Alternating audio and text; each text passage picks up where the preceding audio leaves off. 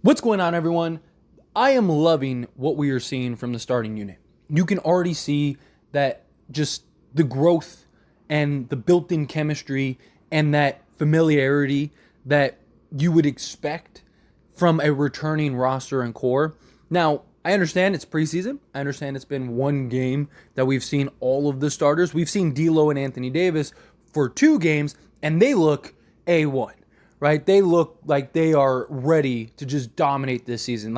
They look good enough to where they, by themselves, could carry this season. Add in LeBron James, add in Austin Reeves, good luck.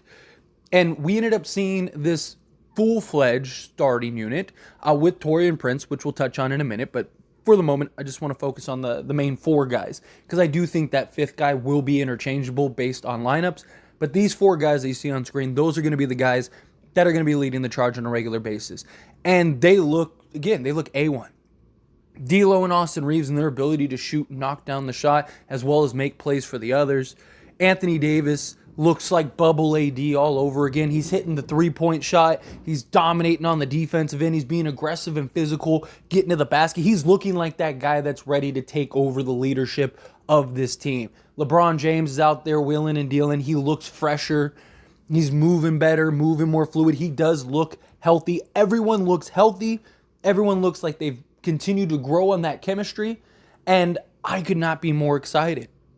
And again, I know some people are going to, the Lakers, it's been one preseason game. Of course they look good. Like, it led to a 19-point blowout of the Brooklyn Nets, who I imagine are going to be pretty good this year. I don't think they're going to be like a contending team or anything like that, but they're going to probably be a playoff team in the Eastern Conference, and they smacked them by 19. They didn't win the game by 19. I'm talking about just the starters, the sole starters. Everything was looking great. Everything was clicking. But we hear all the conversations about, the Boston Celtics look so good. Porzingis is out here dominating. All the noise, all the talk is about Boston and the Suns and everybody. They all look good. But then the Lakers are out here looking fantastic in their first game together. Everything's clicking. Everything's smooth. They're locking down defensively. D'Angelo Russell was great defensively. Great. Like, he deserves a lot of credit for that because we know he could score the basketball. But defensively, he was fantastic. Austin Reeves is out here having 3-point contests in the middle of the game and winning. Like, the dude went like 4-4 in that stretch or whatever. I mean, it's just all these other teams are getting the glory for their starting unit, which I understand it's new, right? The Boston Celtics, Porzingis, Drew Holiday, it's new, right? It's fresh, it's exciting. It's like, oh man, it's the flashy, it's the big names. And then, of course, the Phoenix Suns, you got Kevin Durant, Bradley Beal, Devin Booker, right? Okay, well, the Lakers, maybe they don't look as flashy, but they look absolutely dominant. You have LeBron James and Anthony Davis who look like them old selves. If Anthony Davis continues the entirety of this season the way he's been playing in preseason, nobody's beating this Lakers team. Nobody. I mean, you're talking about literally bubble AD. The guy is just a force that is just unrivaled, dude. Like, when he's playing to that level, what we've seen him do, it's just the consistency. Will he do that night in and night out, game in and game out? If he does, you're not beating this team in a 7-game series. You're not. Because it's just too much. You have too many weapons, too much firepower. You have a really good defensive team. And then you have LeBron James, who at any moment can just turn that switch and take over if need be, because he should be healthier and not on one leg like he was last playoffs. And then if dominant Anthony, there's not a team in the league that has an answer for AD.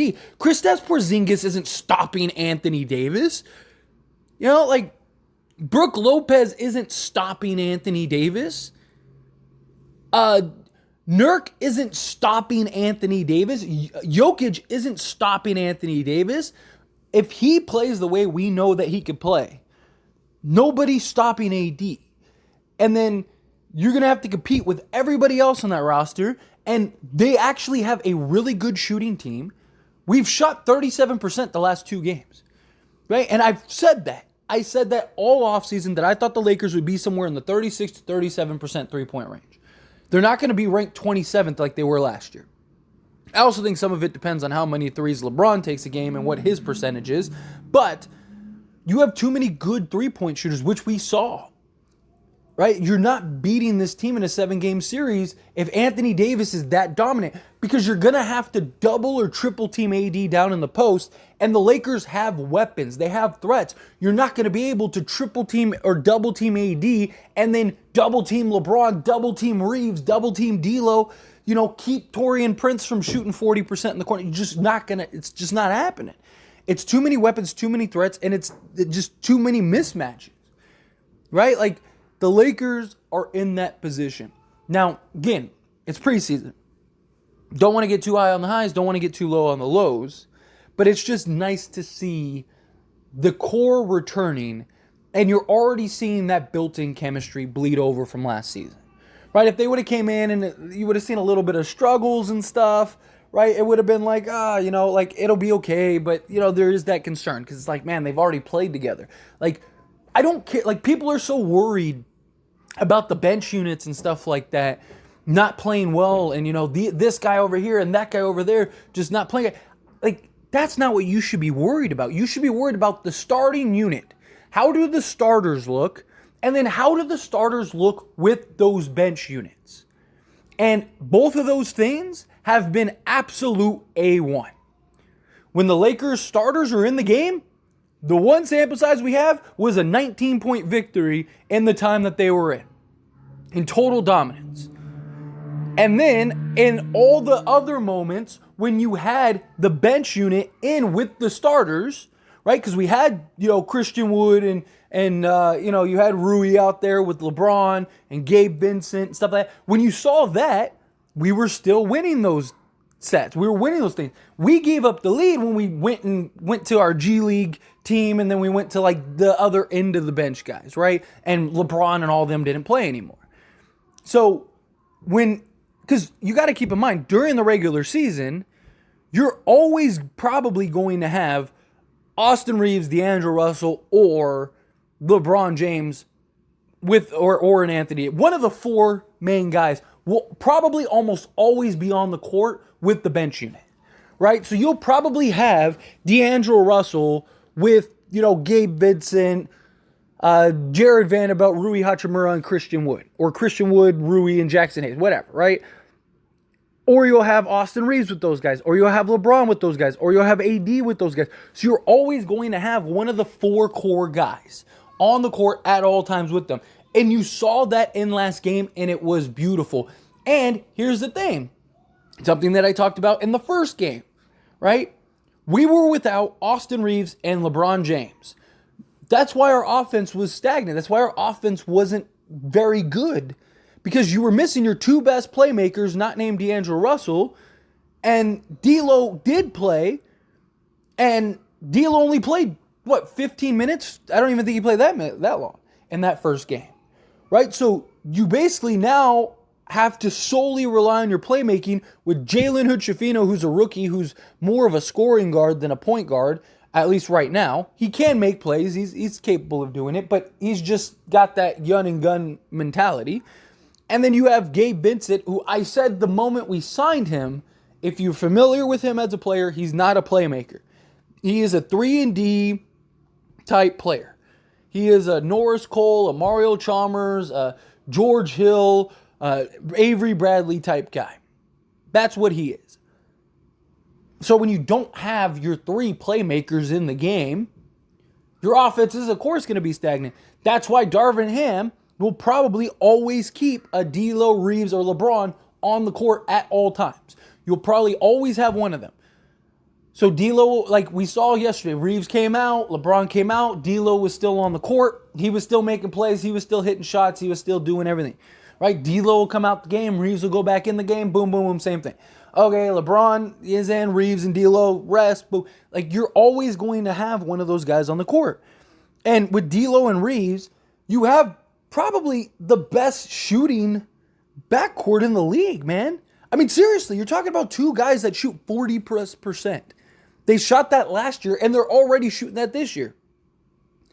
Like, and two guys that can be 3-level scorers Two guys that could be excellent playmakers.